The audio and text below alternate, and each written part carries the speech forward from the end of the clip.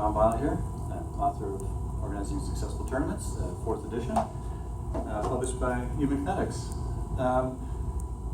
Sometimes we need to kind of think outside the box to find a solution, and semi-round robin is one example of that.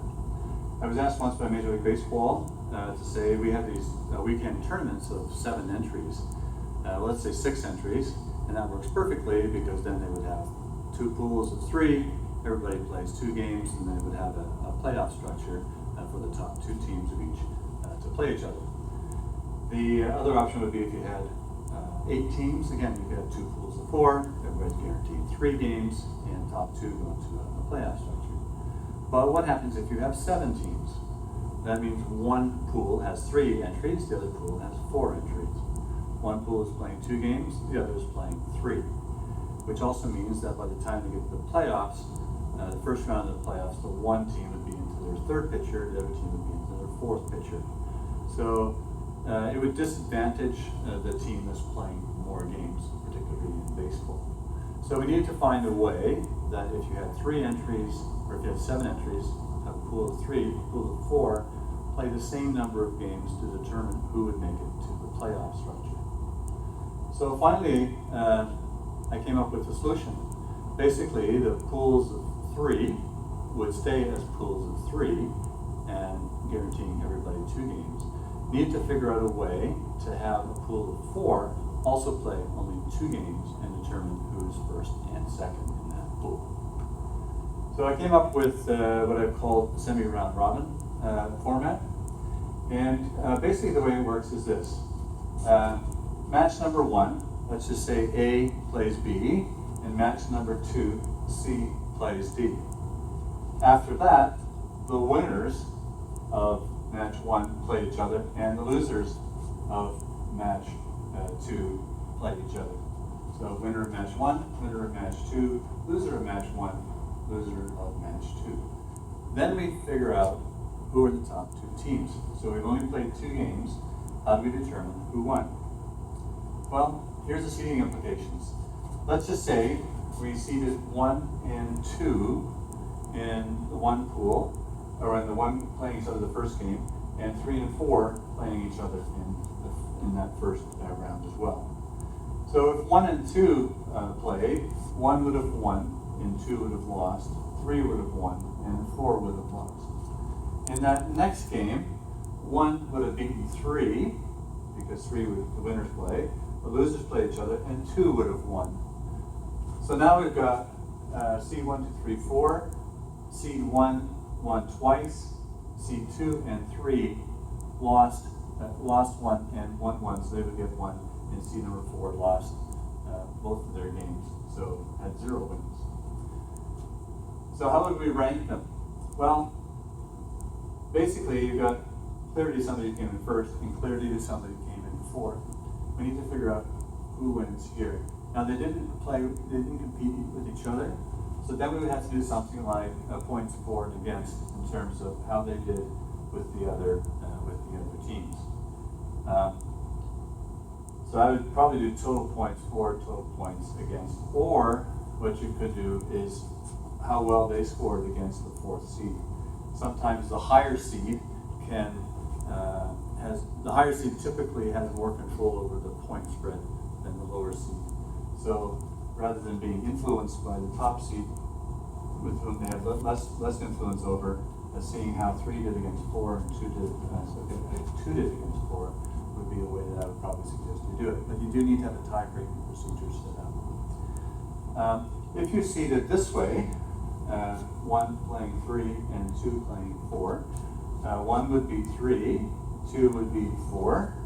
Now 1 and 2 are going to play, so 1 wins, 2 loses, 3 beats 4, and then loses. And again, the same thing happens every single time.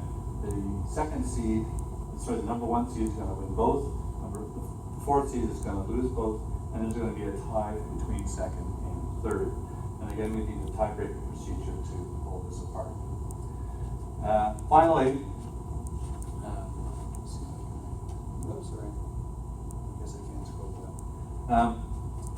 So seed 1 plays 4, and 2 and 3 play each other.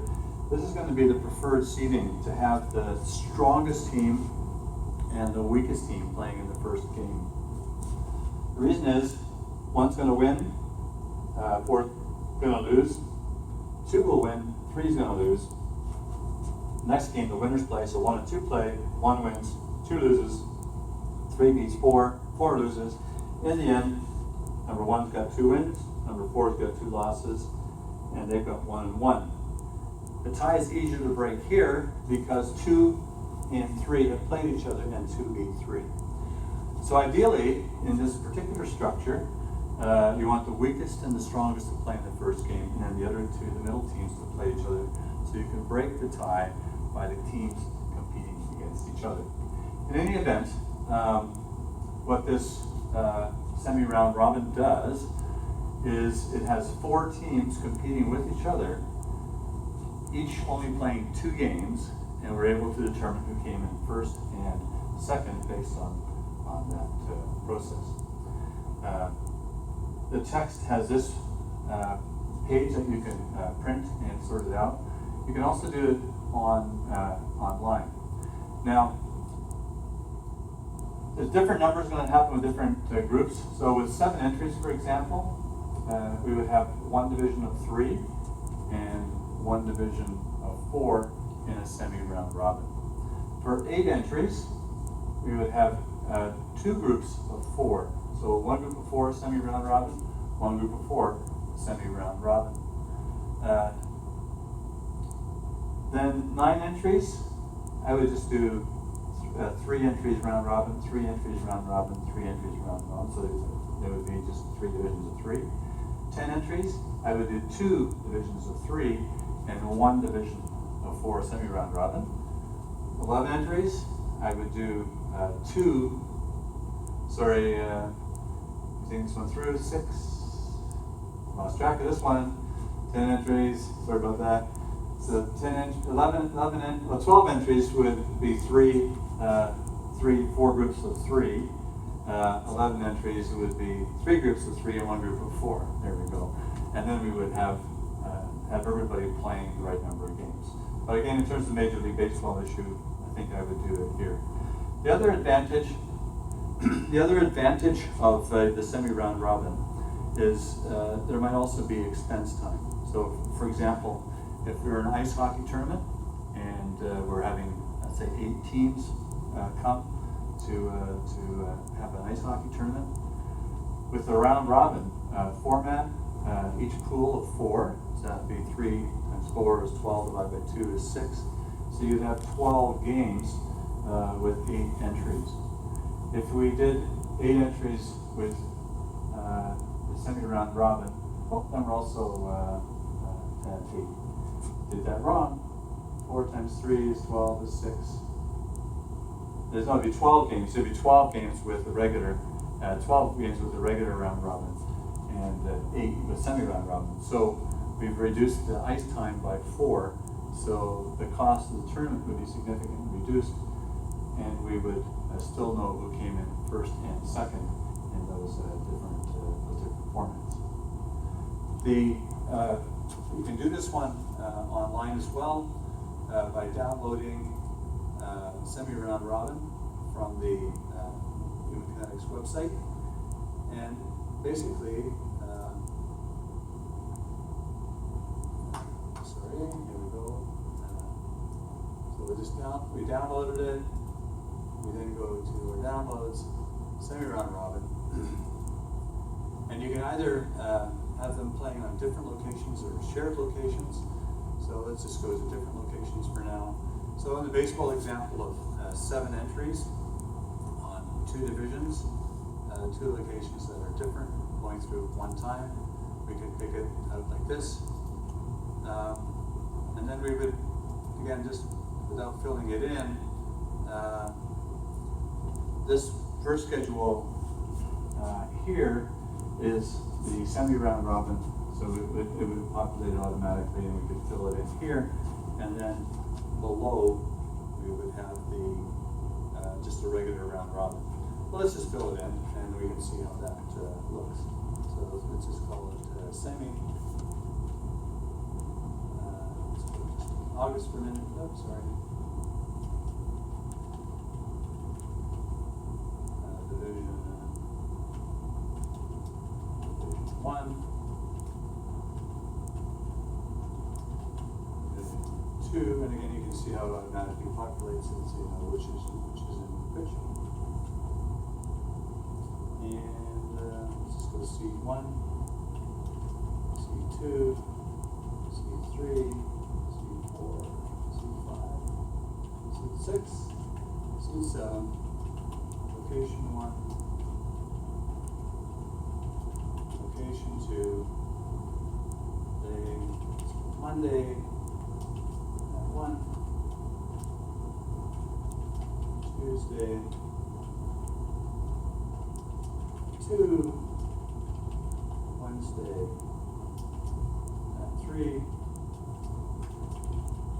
Thursday at 4,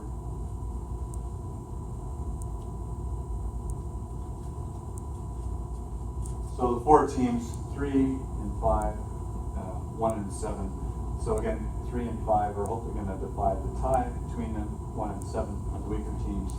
The strongest and the weakest team playing each other through, and we could complete the schedule that way. And then below here is the regular round robin as they complete their tournament as well.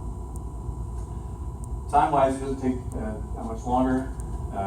They're playing at 2. They're playing on Tuesday, Wednesday, and Thursday, and they're playing so Monday, Tuesday, Wednesday, Thursday. You can get all the games in and make it work. And everybody's played 2 games and solution. So if you're trying to reduce some costs for ice time or facility use, or if you have unbalanced schedules and you want them to play the same number of games, semi-round robin is an excellent way to do that. Thanks.